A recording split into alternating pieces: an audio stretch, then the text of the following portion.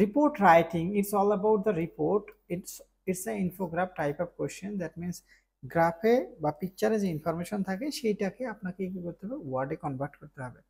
এইখানে আমি আমার মতো কোনো কিছুই লিখতে পারবো না, যেহেতু it's not all about me, it's about the picture or it's about the graph. সুতরাং আমার এন্টায়ার রাইটিংয়ে আই উই মি এগুলো লেখা যাবে না। যেহেতু আই উই মি লেখা যাবে না, এই জন্য কোনো রকমের কনক্লুশন লেখা যাবে না, কোনো রকম নিজের মতো কোনো এক্সপ্লানেশন দেওয়া যাবে না, নিজের মতো কোনো প্রেডিকশন করা যাবে না। সো অনেক স্টুডেন্ট যারা আইএলস রাইটিং মডিউলে কম স্কোর তুলতেছে, এটা মেইনলি কারণ ওই স্টুডেন্ট আইএলস এর অন্যান্য মডিউলে স্পেশালি লিসনিং এবং রিডিং এ যতটুকু সময় দিচ্ছে, রাইটিং এ তার থেকে কম্পারেটিভলি অনেক কম সময় দেয়। সো আমরা আজকে শিখব রাইটিং এর প্যাটার্নটা কি। সো রাইটিং প্যাটার্নে আমরা আমাদের সামনে যে কোশ্চেনটা আছে এটা অবশ্যই রাইটিং টাস্ক 1 এ। টু বি মোর স্পেসিফিক বলতে গেলে এটা হচ্ছে একটা প্যারাগ্রাফ। সো আমরা জানি রাইটিং টাস্ক 1 এর more or less paragraph 1, paragraph 2, paragraph 3, paragraph 4, সর্বসাকল্যে হয়তো 4টা প্যারা হতে পারে। যেহেতু আমার সামনে একটা প্যারাগ্রাফ আছে, স্পেশালি এটাতে 4টা প্যারাগ্রাফ হবে।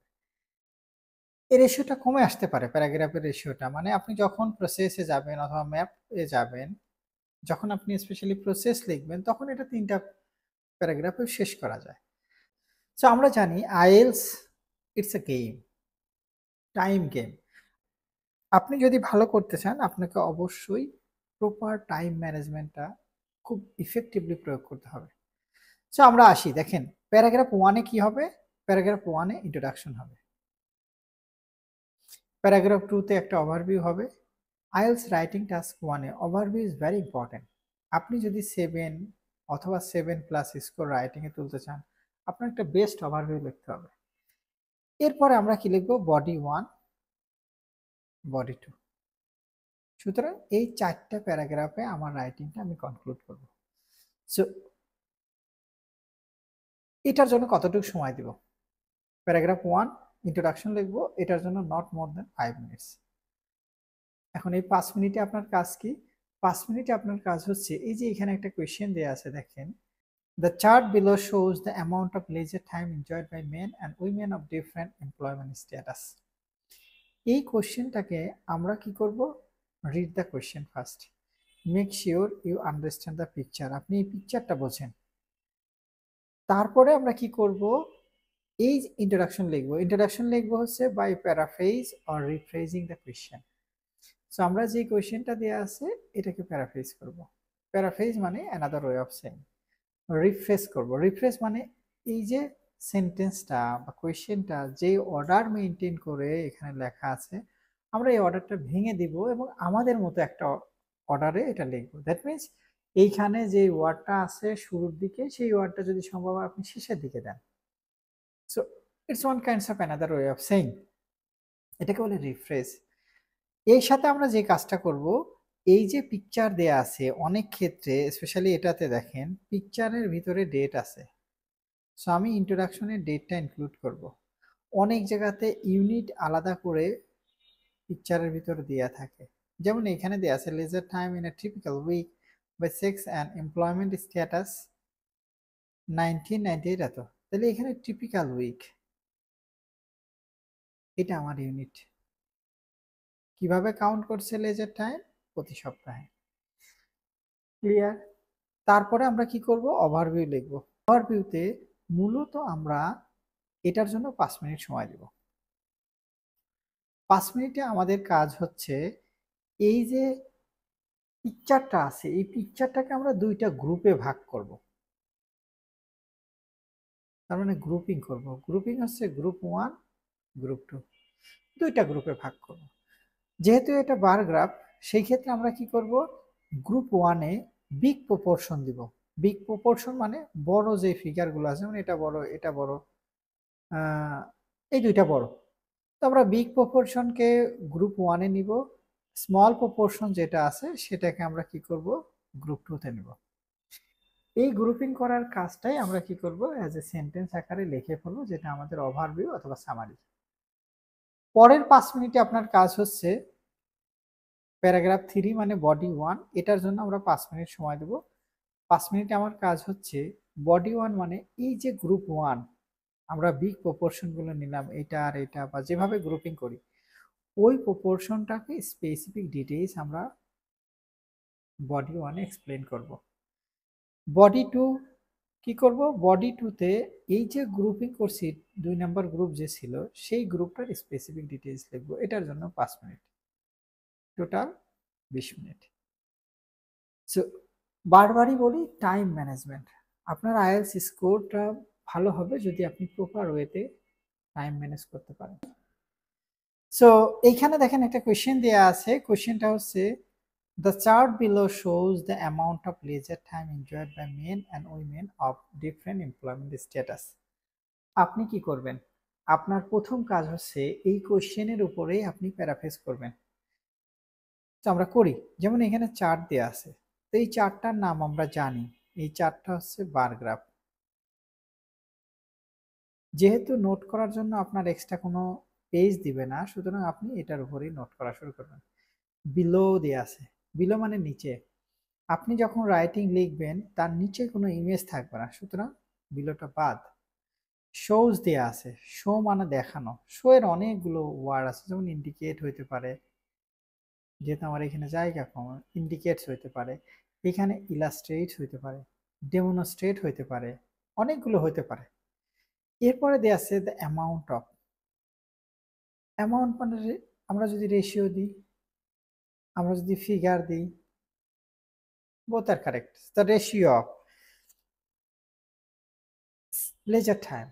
leisure time কে আমরা দিতে পারি ফ্রি টাইম, আমরা দিতে পারি স্পেয়ার টাইম, আমরা দিতে পারি পাস টাইম, অনেক কিছু লেখা যায়। এনজয়েড, তো এনজয়েড মানে উপভোগ করছিল, তো এনজয়েড এর পরিবর্তে আমরা টুক দিতে পারি, আমরা হ্যাড দিতে পারি, আমরা স্পেন্টও দেয়া যায়, যে এত আওয়ার্স স্পেন্ড করেছিল ওটাও দেয়া যায়। আমরা এর পাশে স্পেন্টও লিখে রাখলাম, যেহেতু এনজয়েড আছে এই জন্য একটা পাস্ট টেন্স লিখলাম। মেইন মানে হচ্ছে মেইলস, অবশ্যই প্লুরাল হবে। উইমেন মানে হচ্ছে ফিমেলস। ডিফারেন্ট এমপ্লয়মেন্ট স্ট্যাটাস কোনটা? এই যে এখানে দেখেন, এখন পিকচারটা দেখেন, পিকচারে ডিফারেন্ট এমপ্লয়মেন্ট স্ট্যাটাসের জায়গাতে বলছে employed full time, employed part time, unemployed, retired, housewife. তো পিকচারটা যখন বুঝবো, এইখানে দেখেন কিছু ইন্ডিকেটর দেয়া আছে, এই যে কালারটা দেয়া আছে এটা হলো মেইল, তার মানে এটা মেইল, এটাও মেইল, এটা মেইল, এটা মেইল, আর এটা হলো ফিমেল। আমি বোঝার স্বার্থে এখানে এম, এখানে এফ, এম, এখানে F, M, F, F, F লিখে রাখলাম, এটা মেল, এটা ফিমেল।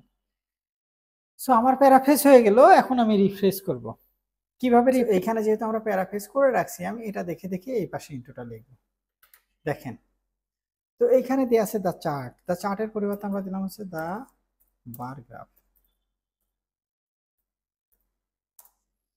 এরপরে শো, শো এর পরিবর্তে আমরা ইলাস্ট্রেট দিতে পারি, যেহেতু শো এর সাথে এস বাই এস আছে, আমরা ইলাস্ট্রেটের সাথে এস বাই এস দিলাম। এখানে ইলাস্ট্রেট বাদেও ডেমনস্ট্রেট, গিভস ইনফরমেশন, ইন্ডিকেটস, অনেক কিছু হতে পারে। তো shows or illustrates the ratio of leisure time. Leisure টাইমের পরিবর্তে আমরা কি দিতে পারি? স্পেয়ার টাইম দিতে পারি, স্পেয়ার টাইম। সো ইন্ট্রোডাকশন আমরা কি বলছিলাম, দেখেন ইন্ট্রোডাকশনে বললাম আমরা এটাকে প্যারাফ্রেজ রিফ্রেশ করব, তারপর ডেটটা লিখবো যদি পিকচারের ভিতর ডেট থাকে, যেমন এখানে ডেট দেওয়া আছে।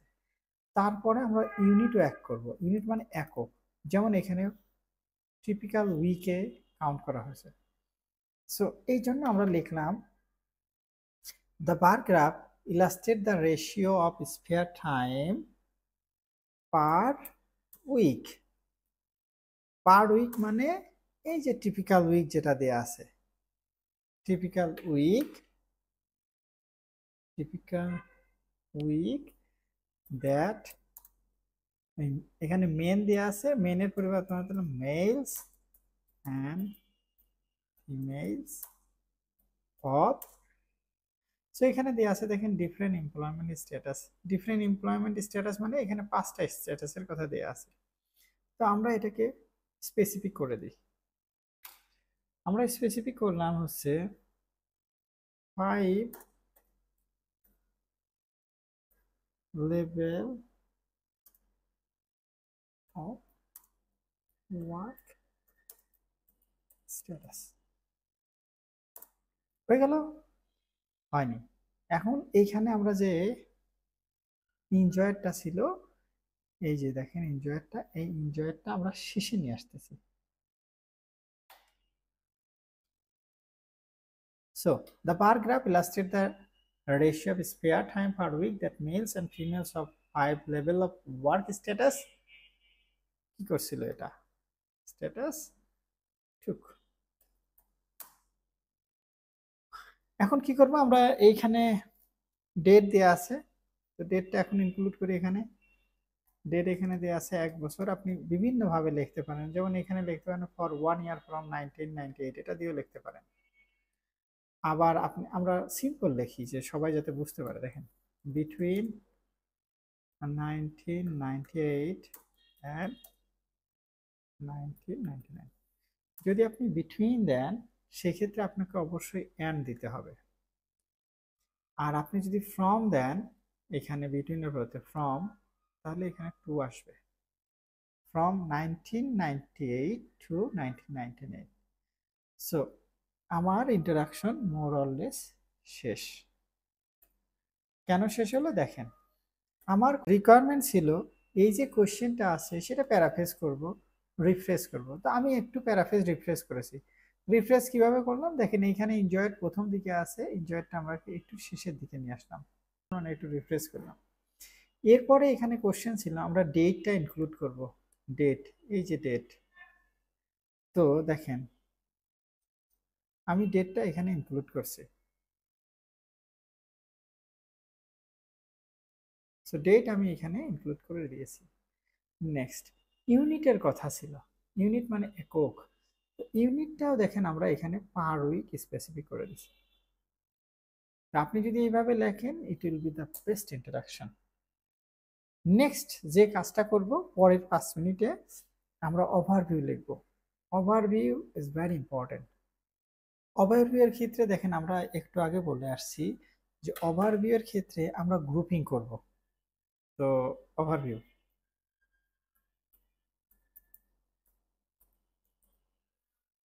ওভারভিউ এর ক্ষেত্রে আমরা কি করব, গ্রুপিং করব। গ্রুপিং মানে গ্রুপ 1 গ্রুপ 2, দুইটা গ্রুপে ভাগ করব। এখানে স্ট্যাটাস আছে 5টা, employed full time, employed part time, unemployed, retired, housewife. গ্রুপিংটা আমরা কিভাবে করব দেখেন, গ্রুপিং আমি এখানে একটু করে দেখাই। গ্রুপিং এ এইখানে কয়টা স্ট্যাটাস দেয়া আছে, টোটাল স্ট্যাটাস দেয়া আছে 5টা। তো এই 5টাকে আমরা 2+3 অথবা 3+2 এই ফর্মুলা যেতে পারে। 2+3 মানে গ্রুপ 1-এ আমরা নিতে পারি 2টা ক্যাটাগরিকে, গ্রুপ 2-তে নিতে পারি 3টা ক্যাটাগরিকে, অথবা গ্রুপ 1-এ নিতে পারি 3টা ক্যাটাগরি, গ্রুপ 2-তে নিতে পারি 2টা category. It depends on the picture. এখন এই গ্রুপিং এ কিভাবে নিব, যেহেতু এটা একটা বার গ্রাফ, সো আমরা বিগ প্রপোর্শনকে এখানে নেব। Big proportion group 1, small proportion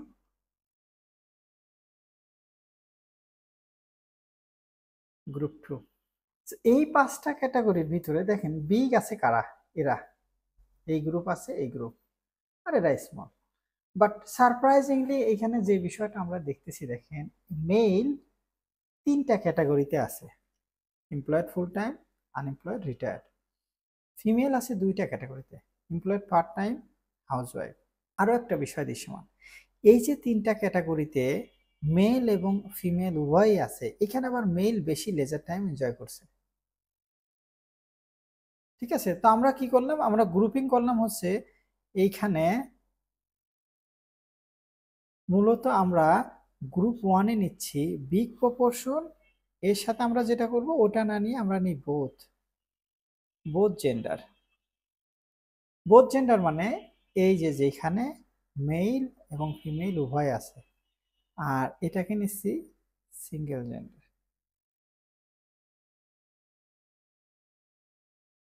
যেখানে শুধুমাত্র ফিমেলকে দেখানো হয়েছে।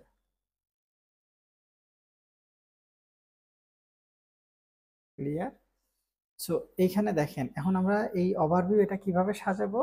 ওভারভিউতে বললাম 5টা ক্যাটাগরির মধ্যে 3টা ক্যাটাগরিতে মেল এবং ফিমেল উভয় আছে, যেখানে মেল বেশি লেজার টাইম এনজয় করছে ফিমেলদের থেকে।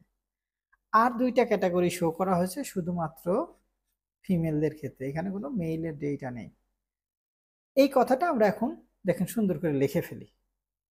সো এখন আমি যেহেতু সেপারেট একটা প্যারাগ্রাফ লিখতেছি, সেই ক্ষেত্রে আমরা ওভারভিউ শুরুর আগে ওভারঅল দিতে পারি।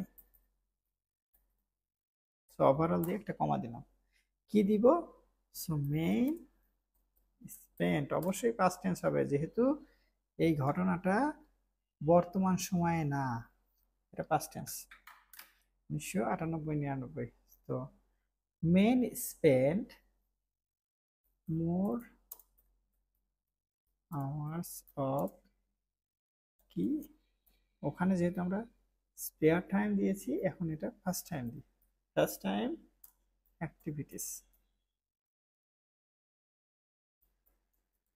Activities then women in 3 out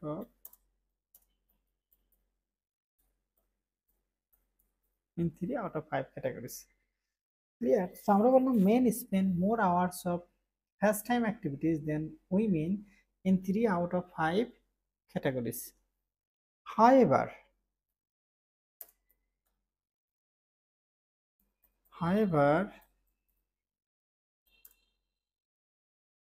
no data has been provided or shown, যেটাই আপনি দেন, provided for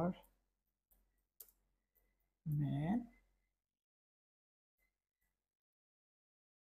for the part-time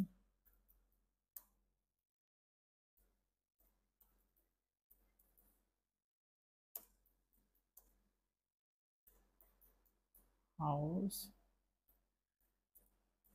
staying men. তো আমাদের ইন্ট্রোডাকশন হয়ে গেল। ইন্ট্রোডাকশন আমরা কি করলাম, প্যারাফ্রেজ আমরা রিফ্রেশ করলাম কোশ্চেনটাকে, অ্যাট দ্য সেম টাইম ইমেজের ভিতরে বা পিকচারের ভিতরে যেহেতু ডেট ছিল, এই ডেটটা আমরা এখানে ইনক্লুড করছি। এখানে আমরা পার উইক এটা ইউনিট ইনক্লুড করেছি, এটা ডেট দিয়েছি, নট ব্যাড। আমরা একটু রিফ্রেশও করেছি। তো বেস্ট ওয়ে আপনার রাইটিংটা এইভাবে লেখেন। নেক্সট ওভারভিউতে আমরা যে কাজটা করেছি দেখেন, ওভারভিউতে আমরা একটা লিঙ্ক কাজ দিয়েছি রিডারকে বোঝার জন্য, ওভারঅল, অথবা অনেকজন ইট ক্যান বি সিন দেয়, ওটা দিতে পারেন। বাট আপনি রাইটিং টাস্ক ওয়ানে personal pronoun specially we can see that, I can see that, এগুলো কোনো কিছুই লেখা যাবে না। আমরা লিখলাম ওভারঅল মেন স্পেন্ট। স্পেন্ট কেন লিখলাম, কারণ এটা টেন্সটা হচ্ছে 1998-99 সালের ঘটনা, এই জন্য past tense. Men spent more hours of first time activities, first time কোথায় পেলাম, ওই যে লেজার টাইমটাকে আমরা প্যারাফ্রেজ করলাম। Then women in 3 out of 5 categories, 5টা ক্যাটাগরির মধ্যে 3টা ক্যাটাগরিতে মেন এবং ফিমেল আছে, যেখানে মেলটা বেশি লেজার টাইম এনজয় করছে ফিমেলদের তুলনায়। However no data has been provided for part-time employed and house staying men, এই 2টা ক্যাটাগরিতে কোনো ডেটা উল্লেখ করা হয়। তো আপনি যদি এইভাবে আপনার ইন্ট্রোডাকশন এবং ওভারভিউ লিখতে পারেন, ইট উইল বি বেস্ট। এখন আপনি বডি কিভাবে লিখবেন, এটা আপনার হোমওয়ার্ক। কিভাবে হোমওয়ার্ক দেখেন, বডি 1 আমরা গ্রুপ 1 এর স্পেসিফিক ডিটেইলস লিখব, কম্প্যারিজন করব। At the same time body টুতে আমরা গ্রুপ টু এর স্পেসিফিক ডিটেইলস লিখব। ভেরি সিম্পল, এখানে কোনো কনক্লুশন কিন্তু হবে না। Bilingual Learning Center, BLC, Bogura.